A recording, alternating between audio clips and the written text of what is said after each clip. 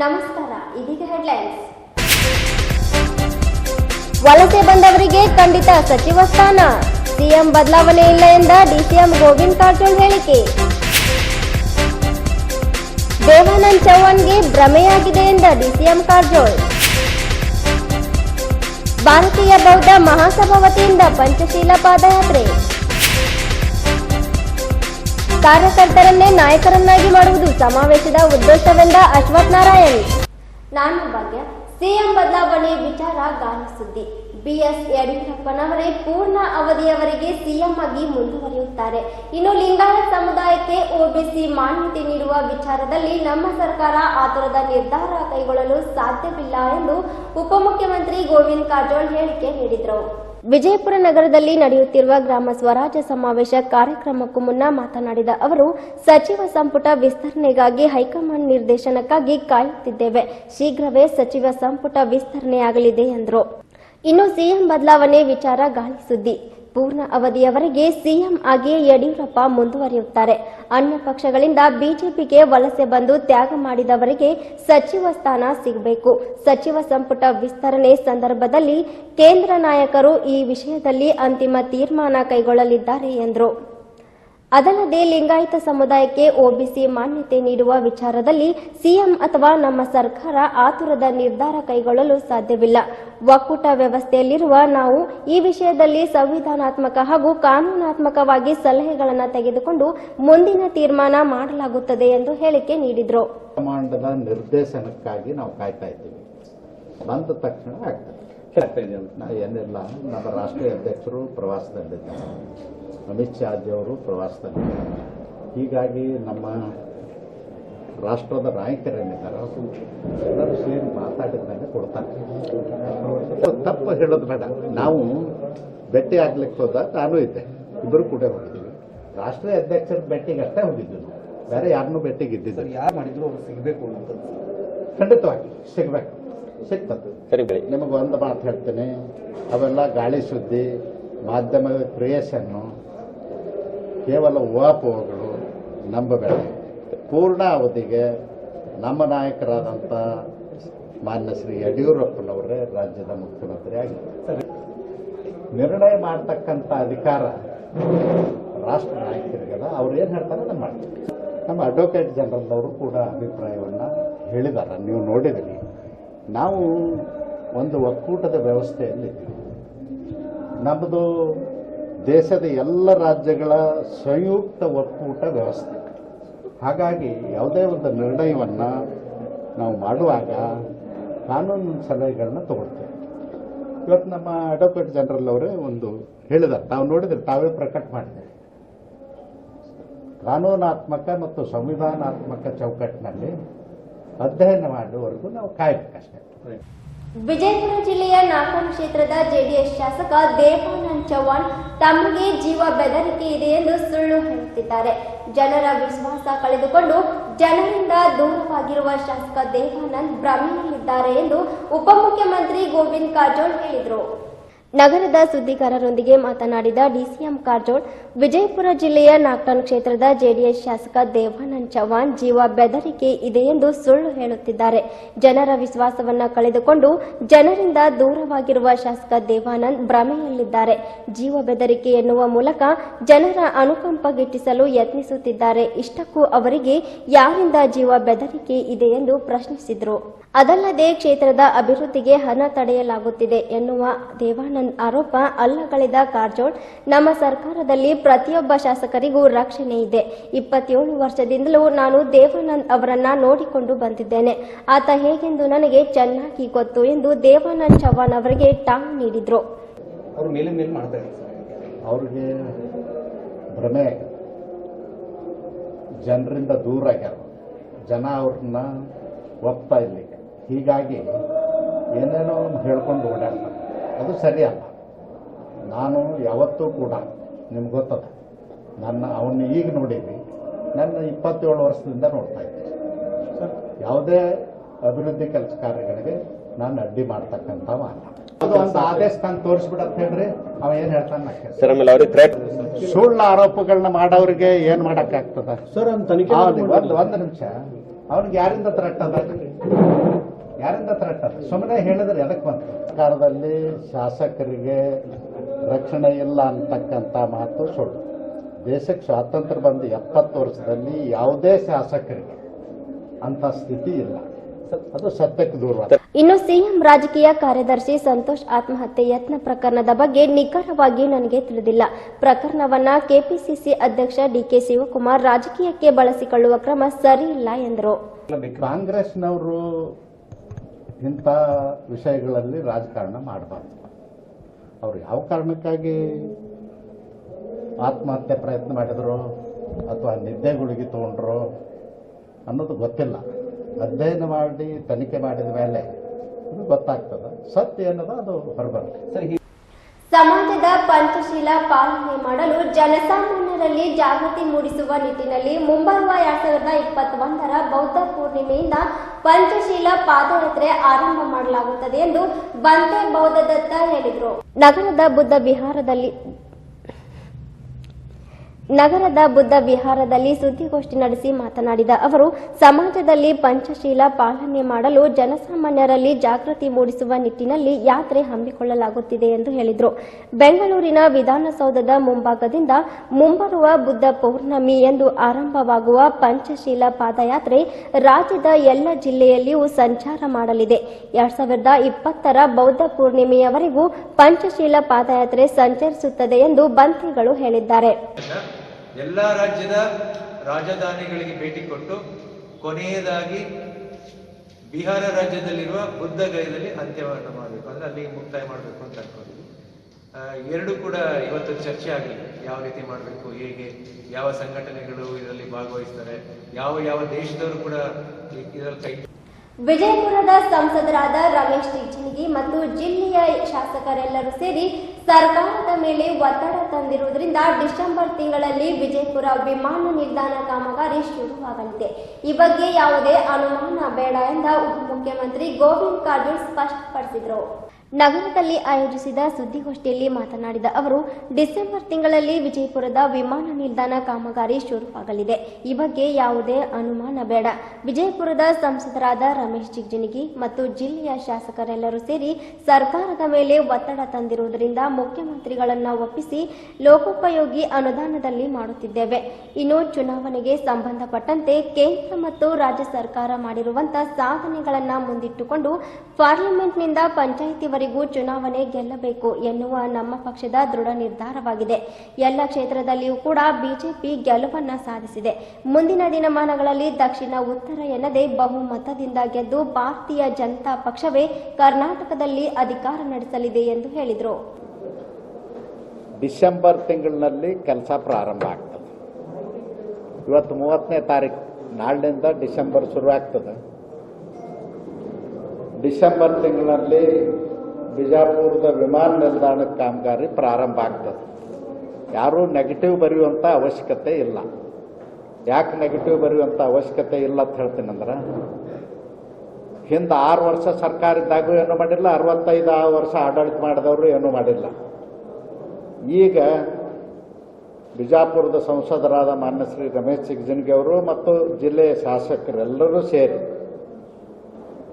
ನಮ್ಮ ಸರ್ಕಾರದ ಮೇಲೆ ಒತ್ತಡ ತಂದದ್ರಿಂದ ಸನ್ಮಾನ್ಯ ಮುಖ್ಯಮಂತ್ರಿಗಳಿಗೆ ಒಪ್ಪಿಸಿ ಲೋಕೋಪಯೋಗಿ ಇಲಾಖೆಯ ಅನುದಾನದಲ್ಲೇ ಮಾಡ್ತಾ ಇದ್ದೀವಿ.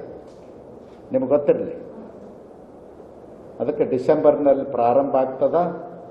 ಯಾವುದೇ ಅನುಮಾನವನ್ನು ಇಟ್ಕೊಳ್ಬೇಡ್ರಿ. ಟೆಂಡರ್ ಇವಾಲ್ಯೂಯೇಷನ್ ಮಾಡ್ತಾ ಇದ್ದಾರೆ. ಟೆಂಡರು ಮತ್ತೆ ಈಗ ನಾವು ಕ್ಯಾಬಿನೆಟ್ಗೆ ತೊಗೊಂಡು ಹೋಗ್ಬೇಕಾಗ್ತದೆ. ಯಾಕಂದ್ರೆ 100 ಕೋಟಿ ರೂಪಾಯಿ ಟೆಂಡರ್ ಹಾಗೆ ಕೊಡ್ಲಿಕ್ಕೆ ಬರೋದಿಲ್ಲ. ಪ್ರಾರಂಭ ಮಾಡ್ತೀವಿ. ದಯವಿಟ್ಟು ಯಾರೂ ನೆಗೆಟಿವ್ ಥಿಂಕ್ ಮಾಡ್ತಕ್ಕಂಥ ಅವಶ್ಯಕತೆ ಇಲ್ಲ. ಒಂದು, ಇನ್ನು ನಮ್ಮ ಚುನಾವಣೆಗೆ ಸಂಬಂಧಪಟ್ಟಂತೆ ಮತ್ತು ಕೇಂದ್ರ ಮತ್ತು ರಾಜ್ಯ ಸರ್ಕಾರ ಮಾಡಿರ್ತಕ್ಕಂಥ ಸಾಧನೆಗಳನ್ನು ಮುಂದಿಟ್ಟುಕೊಂಡು ಪಾರ್ಲಿಮೆಂಟ್ನಿಂದ ಪಂಚಾಯಿತಿವರೆಗೂ ಚುನಾವಣೆ ಗೆಲ್ಲಬೇಕು ಅನ್ನೋದು ನಮ್ಮ ಪಕ್ಷದ ದೃಢ ನಿರ್ಧಾರ. ನಾವು ಗೆದ್ದಿದ್ದೀವಿ. ಎಲ್ಲಿ ಯಾವ ರಾಜ್ಯದಲ್ಲಿ ನಮ್ಮ ಅಕೌಂಟ್ ಓಪನ್ ಆಗೋದಿಲ್ಲ ಅಂತ ತಿಳ್ಕೊಂಡಿದ್ರು, ಅಂಥಲ್ಲಿ ತೆಲಂಗಾಣದಲ್ಲಿಯೂ ಸುದ್ದ ಬೈ ಎಲೆಕ್ಷನ್ನಲ್ಲಿ ಭಾರತೀಯ ಜನತಾ ಪಕ್ಷ ಗೆದ್ದಿದೆ. ದಕ್ಷಿಣ ಕರ್ನಾಟಕದಲ್ಲಿ ಬಿಜೆಪಿಗೆ ಬಲ ಇಲ್ಲ ಅಂತಕ್ಕಂಥ ಕ್ಷೇತ್ರಗಳಲ್ಲೂ ಕೂಡ ಇವತ್ತು ನಾವು ಬಿಜೆಪಿ ಗೆಲುವನ್ನು ಸಾಧಿಸಿದ್ವಿ. ಮುಂದಿನ ದಿನಮಾನಗಳಲ್ಲಿ ದಕ್ಷಿಣ ಉತ್ತರ ಅನ್ನೋ ಪ್ರಶ್ನೆನೇ ಇಲ್ಲ. 150ಕ್ಕಿಂತಲೂ ಹೆಚ್ಚು ಸೀಟುಗಳು ಭಾರತೀಯ ಜನತಾ ಪಕ್ಷ ಗೆದ್ದು ಮತ್ತೆ ಮುಂದಿನ ಚುನಾವಣೆಯಲ್ಲಿ ಸ್ಪಷ್ಟ ಬಹುಮತದೊಂದಿಗೆ ಭಾರತೀಯ ಜನತಾ ಪಕ್ಷನೇ ಅಧಿಕಾರ ಕರ್ನಾಟಕದಲ್ಲಿ ನಡೆಸ್ತದೆ. ಕಳೆದ 6 ವರ್ಷಗಳಿಂದ ದೇಶದ ಪ್ರಧಾನಮಂತ್ರಿಗಳಾದ ನರೇಂದ್ರ ಮೋದಿಜಿಯವರು ಮಾಡಿರ್ತಕ್ಕಂಥ ಸಾಧನೆ ಮತ್ತು ಜನಪರವಾದಂಥ ಯೋಜನೆಗಳು ನಾವು ಲೆಕ್ಕ ಹಾಕಿ ನೋಡಿದಾಗ ದೇಶದಲ್ಲಿ ಸುಮಾರು 60 ವರ್ಷಗಳ ಕಾಲ ಆಡಳಿತ ಮಾಡಿರ್ತಕ್ಕಂಥ ಕಾಂಗ್ರೆಸ್ ಸಾಧನೆ ನೋಡಿದರೆ ನರೇಂದ್ರ ಮೋದಿಜಿಯವರ ಸಾಧನೆ 100ಕ್ಕೆ 90ರಷ್ಟು ಪಾಲು ಹೆಚ್ಚದು. ಉದಾಹರಣೆಗೆ ದೇಶದಲ್ಲಿ ಸ್ವಾತಂತ್ರ್ಯ ಬಂದ ನಂತರ 1853 ಹಳ್ಳಿಗಳಿಗೆ ವಿದ್ಯುತ್ತೇ ಇರಲಿಲ್ಲ, ವಿದ್ಯುತ್ ನೋಡೇ ಇರಲಿಲ್ಲ. ಅವರು 1 ವರ್ಷದಲ್ಲಿ ನರೇಂದ್ರ ಮೋದಿಯವರ ಸರ್ಕಾರ 18,453 ಹಳ್ಳಿಗಳಿಗೆ ವಿದ್ಯುತ್ತನ್ನು ಕಲ್ಪಿಸಿಕೊಡ್ತಕ್ಕಂಥ ಕೆಲಸವನ್ನು ಮಾಡಿಕೊಟ್ಟಿದ್ದಾರೆ. ಅಷ್ಟೇ ಅಲ್ಲದೆ ದೀನ್ ದಯಾಳ್ ಉಪಾಧ್ಯಾಯ ವಿದ್ಯುತ್ ಯೋಜನೆ ಒಳಗೆ 99% ಬಡವರ ಮನೆಗಳಿಗೆ ಪುಕ್ಕಟಾಗಿ ವಿದ್ಯುತ್ ಸಂಪರ್ಕವನ್ನು ಕಲ್ಪಿಸಿಕೊಡ್ತಕ್ಕಂಥ ಕೆಲಸ ನರೇಂದ್ರ ಮೋದಿಜಿಯವರ ಸರ್ಕಾರ ಮಾಡಿದೆ. ಅಷ್ಟೇ ಅಲ್ಲದೆ ಈ ಕೊರೋನಾ ಸಂಕಷ್ಟದಲ್ಲಿ ಬಡವರಿಗೆ ಉಚಿತವಾಗಿ 80 ಕೋಟಿ ಜನರಿಗೆ 5 kg ಅಕ್ಕಿ ಮತ್ತು ಬೇಳೆ ಕೊಡ್ತಕ್ಕಂಥ ಕೆಲಸವನ್ನು ಉಚಿತವಾಗಿ ನರೇಂದ್ರ ಮೋದಿಜಿಯವರ ಸರ್ಕಾರ ಮಾಡಿದೆ.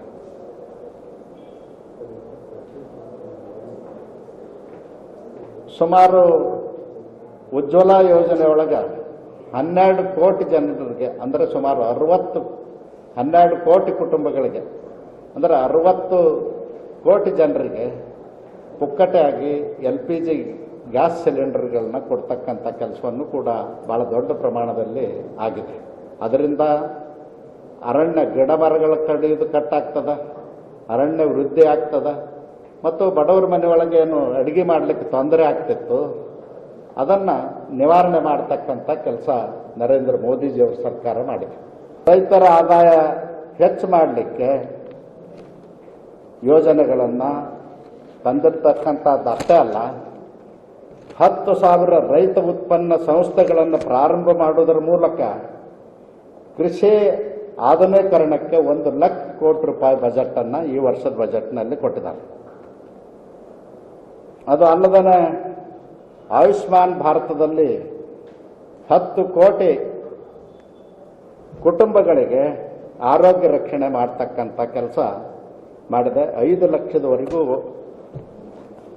ಮೆಡಿಕಲ್ ಎಕ್ಸ್ಪೆಂಡಿಚರ್, ವೈದ್ಯಕೀಯ ವೆಚ್ಚವನ್ನು ನಮ್ಮ ಸರ್ಕಾರ ಮಾಡಿದೆ.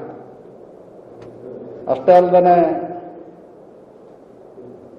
ನಮ್ಮ ರಾಷ್ಟ್ರದಲ್ಲಿ ಜನ ಗುಳೆ ಹೋಗ್ತಕ್ಕಂಥವ್ರಿಗೆ ತೊಂದರೆ ಆಗಬಾರ್ದು ಅನ್ನೋ ಕಾರಣಕ್ಕಾಗಿ, ಬಡವರಿಗೆ ತೊಂದರೆ ಆಗಬಾರ್ದು ಅನ್ನೋ ಕಾರಣಕ್ಕಾಗಿ ಒಂದು ದೇಶ ಒಂದು ಪಡಿತರ ಚೀಟಿ ಅಂತಕ್ಕಂಥ ವ್ಯವಸ್ಥೆಯನ್ನು ಜಾರಿಗೆ ತಂದದ್ರಿಂದ ಬಿಜಾಪುರ ಜಿಲ್ಲೆಯವರು ಮಹಾರಾಷ್ಟ್ರಕ್ಕೆ ಗುಳೆ ಹೋದ್ರಂದ್ರೆ, ಗೋವಾಕ್ಕೆ ಗುಳೆ ಹೋದ್ರಂದ್ರೆ ಅದೇ ಪಡಿತರ ಚೀಟಿ ಮೇಲೆ ಅವರಿಗೆ ರೇಷನ್ ತಗೊಳ್ಳಿಕ್ಕೆ ಅವಕಾಶ ಮಾಡಿಕೊಟ್ಟಿದ್ದಾರೆ. 2,300 ಕೋಟಿಯನ್ನು ವಿಶೇಷ ಪ್ಯಾಕೇಜ್ ಕರೋನಾಕ್ಕೆ ಕೊಟ್ಟಿದ್ದೀವಿ.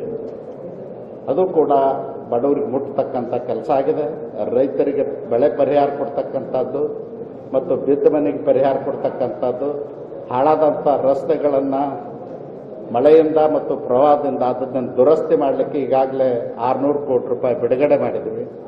ಈಗ ಮಳೆ ನಿಂತು ಕೆಲಸ ಪ್ರಾರಂಭ ಆಗುವ ಹಂತದಲ್ಲಿದ್ದಾವೆ. ಈ ರೀತಿ ನಮ್ಮ ಸರ್ಕಾರ ಅಭಿವೃದ್ಧಿ ಕೆಲಸ ಕಾರ್ಯಗಳನ್ನು ಮಾಡಿದೆ. ಈ ಸಂದರ್ಭದಲ್ಲಿ ಮಾತನಾಡಿದ ಬಿಜೆಪಿ ಪ್ರಧಾನ ಕಾರ್ಯದರ್ಶಿ ಅಶ್ವಥ್ ನಾರಾಯಣ್, ಕೇಂದ್ರ ಮತ್ತು ರಾಜ್ಯ ಸರ್ಕಾರ ಮಾಡಿರುವಂತಹ ಸಾಧನೆಗಳನ್ನ ಜಿಲ್ಲೆಯ ಜನತೆಗೆ ಮನದಟ್ಟು ಮಾಡಲು ಪ್ರತಿ ಜಿಲ್ಲೆಗೂ 2 ಕಡೆ ಸಮಾವೇಶ ಮಾಡುವುದರ ಮುಖಾಂತರ 6 ತಂಡಗಳನ್ನು ರಚಿಸಿದ್ದೇವೆ. ಒಂದೊಂದು ತಂಡಕ್ಕೆ 5 ಜಿಲ್ಲೆಗಳು ಸಮಾವೇಶದಲ್ಲಿ ಭಾಗವಹಿಸುವಂತೆ ಮಾಡಿ ಕಾರ್ಯಕರ್ತರಿಗೆ ಹುರಿದುಂಬಿಸಿ ಮುಂದಿನ ದಿನಗಳಲ್ಲಿ ಕಾರ್ಯಕರ್ತರನ್ನೇ ನಾಯಕರನ್ನಾಗಿ ಮಾಡುವ ಉದ್ದೇಶದಿಂದ ಈ ಸಮಾವೇಶ ಹೊರಟಿದೆ ಎಂದು ಹೇಳಿದರು. ಇಟ್ಕೊಂಡು ಹಳ್ಳಿಗೆ ಪಕ್ಷದ ಮುಖಂಡರು ಕಾರ್ಯಕರ್ತರು ತಲುಪಬೇಕು, ಕೇಂದ್ರ ಮತ್ತು ರಾಜ್ಯ ಸರ್ಕಾರ ಸಾಧನೆಗಳನ್ನ ಜನರಿಗೆ ಮನದಟ್ಟು ಮಾಡಿಕೊಡ್ಬೇಕು ಅಂತ ಹೇಳಿ ಪ್ರತಿ ಜಿಲ್ಲೆಗೆ 2 ಕಡೆ ಸಮಾವೇಶ ಮಾಡೋದ್ರ ಮುಖೇನ 6 ತಂಡಗಳನ್ನ ರಚಿಸಿದ್ದಾರೆ. ಒಂದು ತಂಡಕ್ಕೆ ಸನ್ಮಾನ್ಯ ನಳಿನ್ ಕುಮಾರ್ ಕಟೀಲ್ ಅವರೇ ಒಂದು ತಂಡದ ನೇತೃತ್ವವನ್ನು ವಹಿಸಿಕೊಂಡವರು ಉಡುಪಿ, ಚಿಕ್ಕಮಗಳೂರು, ದಕ್ಷಿಣ ಕನ್ನಡ ಮತ್ತು ಬೆಂಗಳೂರು ಗ್ರಾಮಾಂತರ ಜಿಲ್ಲೆಗಳಲ್ಲಿ ಪ್ರವಾಸ ಮಾಡ್ತಾರೆ. ರಾಜ್ಯದ ಉಪಮುಖ್ಯಮಂತ್ರಿಗಳು ಹಿರಿಯ ಸಜ್ಜನ ರಾಜಕಾರಣಿಗಳಾದ ಶ್ರೀಯುತ ಗೋವಿಂದ ಕಾರಜೋಳರವರ 2ನೇ ತಂಡ ಬಾಗಲಕೋಟೆ, ಬಿಜಾಪುರ, ಬೀದರ್, ಕಲಬುರಗಿ ಮತ್ತು ಯಾದಗಿರಿ ಜಿಲ್ಲೆಗಳ ಪ್ರವಾಸವನ್ನು ಮಾಡುತ್ತೆ. ಹೀಗೆ ಒಂದೊಂದು ತಂಡಕ್ಕೆ 5 ಜಿಲ್ಲೆಗಳ ಸಮಾವೇಶದಲ್ಲಿ ಭಾಗವಹಿಸುವ ರೀತಿ ಮಾಡಿ ಒಂದು ಜಿಲ್ಲೆಯಲ್ಲಿ 2 ಕಡೆ ಸಮಾವೇಶಗಳನ್ನು ಮಾಡಿ ಕಾರ್ಯಕರ್ತರಿಗೆ ಹುರಿದುಂಬಿಸಿ ಮತ್ತು ಕಾರ್ಯಕರ್ತರ ಮುಂದಿನ ದಿನಗಳಲ್ಲಿ ಕಾರ್ಯಕರ್ತರನ್ನೇ ನಾಯಕನಾಗಿ ಮಾಡತಕ್ಕಂಥ ಒಂದು ಕಾನ್ಸೆಪ್ಟಿನ ಮೇಲೆ ಈ ಚುನಾವಣೆಗೆ ನಾವು ಹೊರಟಿದ್ದೀವಿ. ಈ ಗ್ರಾಮ ಸಮಾವೇಶದ ಮುಖೇನ ಈಗಾಗಲೇ 27ನೇ ತಾರೀಕಿಂದ ಈ ಸಮಾವೇಶಗಳು ಪ್ರಾರಂಭ ಆಗಿದೆ. ವಿಶೇಷವಾಗಿ ರಾಜ್ಯದಲ್ಲಿ ಬಹಳ ನಮಗೆ ಸಕಾರಾತ್ಮಕವಾಗಿ ಸ್ಪಂದಿಸುವಂಥದ್ದು ಮತ್ತು ಮುಂದೆ ಬರ್ತಕ್ಕಂಥ ಚುನಾವಣೆ ನಮಗೆ ಸಾಕಷ್ಟು ಪಕ್ಷದ ಪರವಾಗಿರ್ತಕ್ಕಂಥ ಒಲವುಗಳು ಅಂಶಗಳು ಕಂಡು ಬರ್ತವೆ. ವಿಶೇಷವಾಗಿ ಕರ್ನಾಟಕ ರಾಜ್ಯದಲ್ಲಿ ಹೆಚ್ಚಿನ ಶಾಸಕರನ್ನು ಹೊಂದಿರತಕ್ಕಂಥ ಒಂದು ಪೊಲಿಟಿಕಲ್ ಪಾರ್ಟಿ, ಹೆಚ್ಚಿನ ಸಂಸದರನ್ನು ಹೊಂದಿರತಕ್ಕಂಥ ಪೊಲಿಟಿಕಲ್ ಪಾರ್ಟಿ, ಜೊತೆಗೆ ಕೇಂದ್ರ ಮತ್ತು ರಾಜ್ಯ ಸರ್ಕಾರಗಳು ರಾಜ್ಯ ಮತ್ತು ಕೇಂದ್ರದಲ್ಲಿ ಅಧಿಕಾರದಲ್ಲಿರ್ತಕ್ಕಂಥ ಪಕ್ಷ. ಈ ದೃಷ್ಟಿಯಿಂದ ಈ ತರದ ಒಂದು ಸಕಾರಾತ್ಮಕ ಅಂಶಗಳು ಮುಂದಿನ ದಿನಗಳಲ್ಲಿ ಮುಂದೆ ಬರತಕ್ಕಂಥ ಚುನಾವಣೆಗೆ ಉತ್ತಮವಾದ ಒಂದು ಫಲಿತಾಂಶವನ್ನು ಕೊಡುತ್ತೆ ಅನ್ನೋ ದೃಷ್ಟಿಯಿಂದ ಈ ತರದ ಸಮಾವೇಶಗಳನ್ನು ಮಾಡಿಕೊಂಡು ಮತ್ತು ಈ ಸಮಾವೇಶದಲ್ಲಿ ಕೇಂದ್ರ ಮತ್ತು ರಾಜ್ಯ ಸರ್ಕಾರ ಮಾಡಿರ್ತಕ್ಕಂಥ ಸಾಧನೆಗಳ ಅಂಕಿ ಅಂಶಗಳನ್ನು ಜನತೆಗೆ ಮನದಟ್ಟು ಮಾಡಿಕೊಟ್ಟು ವಿಶೇಷವಾಗಿ 14 ಮತ್ತು 15ನೇ ಹಣಕಾಸಿನ ಯೋಜನೆ ಅಡಿಯಲ್ಲಿ ಕೇಂದ್ರ ಸರ್ಕಾರದ 14th and 15th finance commission ಅಡಿಯಲ್ಲಿ ಪಂಚಾಯಿತಿಗಳಿಗೆ ನೇರವಾಗಿ ಹಣವನ್ನು ಬಿಡುಗಡೆ ಮಾಡಿರ್ತಕ್ಕಂಥದ್ದು. ನರೇಂದ್ರ ಮೋದಿಯವರು ಗ್ರಾಮೀಣ ಪ್ರದೇಶಕ್ಕೆ ಒತ್ತನ್ನು ಕೊಟ್ಟು ಕೆಲವು ಯೋಜನೆಗಳನ್ನು ಅನುಷ್ಠಾನಕ್ಕೆ ತಂದಿರತಕ್ಕಂಥ ವಿಷಯಗಳನ್ನು ಜನತೆ ಮುಂದೆ ಇಟ್ಟಿರ್ತಕ್ಕಂಥದ್ದು. ಉದಾಹರಣೆಗೆ ಸ್ವಚ್ಛ ಭಾರತ್ ಯೋಜನೆ ಅಡಿಯಲ್ಲಿ ನಿರ್ಮಾಣ ಆಗಿರತಕ್ಕಂಥ ಶೌಚಾಲಯಗಳ ನಿರ್ಮಾಣಗಳು, ಇದ್ರ ಜೊತೆಯಲ್ಲಿ ಬಯಲು ಮುಕ್ತ ಶೌಚಾಲಯದ ಕಾನ್ಸೆಪ್ಟ್ ಅನ್ನು ಇಟ್ಕೊಂಡು ಮಾಡಿರ್ತಕ್ಕಂಥ ಸಾಧನೆಗಳು, ಪಂಚಾಯಿತಿಗಳಿಗೆ ನೇರವಾಗಿ ಹಣವನ್ನು ಬಿಡುಗಡೆ ಮಾಡಿರ್ತಕ್ಕಂಥದ್ದು, ಮತ್ತೆ ಜಲ್ ಜೀವನ್ ಕಮಿಷನ್ ಯೋಜನೆ ಅಡಿಯಲ್ಲಿ ಶುದ್ಧ ಕುಡಿಯುವ ನೀರಿನ ಯೋಜನೆಗಳನ್ನು ಜಾರಿಗೆ ತಂದಿರತಕ್ಕಂಥದ್ದು.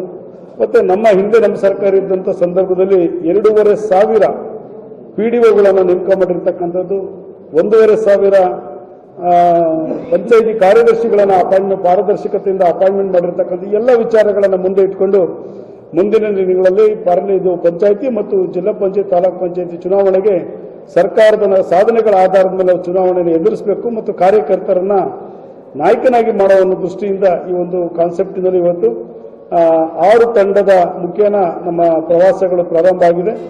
ಉತ್ತಮವಾದ ಪ್ರತಿಕ್ರಿಯೆ ಸಿಕ್ಕಿದೆ. ಇವತ್ತು ವಿಜಯಪುರದಲ್ಲಿ ಇದು ನಮ್ಮ ಗೋವಿಂದ ಕಾರಜೋಳರ ನೇತೃತ್ವದ 2ನೇ ದಿನದ ಮೊದಲನೇ ಕಾರ್ಯಕ್ರಮ ಇದೆ.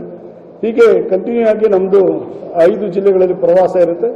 ಮತ್ತೆ ಇಡೀ ರಾಜ್ಯದಲ್ಲಿ ನಗರ ಪ್ರದೇಶಗಳನ್ನು ಬಿಟ್ಟು ಗ್ರಾಮೀಣ ಪ್ರದೇಶಗಳಲ್ಲಿ ಮಾತ್ರ ಈ ತರದ ಸಮಾವೇಶ ಕಾರ್ಯಕ್ರಮಗಳನ್ನು ಮಾಡಿ ಜನತೆಗೆ ಕೇಂದ್ರ ಮತ್ತು ರಾಜ್ಯ ಸರ್ಕಾರದ ಸಾಧನೆಗಳನ್ನು ಮನದಟ್ಟು ಮಾಡಿ ಮುಂದೆ ಚುನಾವಣೆಗೆ ಹೋಗುವ ದೃಷ್ಟಿಯಿಂದ ಈ ತರದ ಸಮಾವೇಶಗಳನ್ನು ಮಾಡ್ತಾರೆ. ಕೊನೆಯಲ್ಲಿ ಮತ್ತೊಮ್ಮೆ ಹೆಡ್ಲೈನ್ಸ್. ವಲಸೆ ಬಂದವರಿಗೆ ಖಂಡಿತ ಸಚಿವ ಸ್ಥಾನ, ಸಿಎಂ ಬದಲಾವಣೆ ಇಲ್ಲ ಎಂದ ಡಿಸಿಎಂ ಗೋವಿಂದ ಕಾರಜೋಳ ಹೇಳಿಕೆ. ದೇವಾನಂದ್ ಚೌಹಾಣ್ಗೆ ಭ್ರಮೆಯಾಗಿದೆ ಎಂದ ಡಿಸಿಎಂ ಕಾರಜೋಳ. ಭಾರತೀಯ ಬೌದ್ಧ ಮಹಾಸಭಾ ವತಿಯಿಂದ ಪಂಚಶೀಲ ಪಾದಯಾತ್ರೆ. ಕಾರ್ಯಕರ್ತರನ್ನೇ ನಾಯಕರನ್ನಾಗಿ ಮಾಡುವುದು ಸಮಾವೇಶದ ಉದ್ದೇಶವೆಂದ ಅಶ್ವಥ್ ನಾರಾಯಣ್. ನಿರಂತರ ಸುದ್ದಿಗಾಗಿ ನೋಡ್ತಾ ಇರಿ ಐ ನ್ಯೂಸ್, ಉತ್ತಮ ಏಳಿಗೆಗಾಗಿ.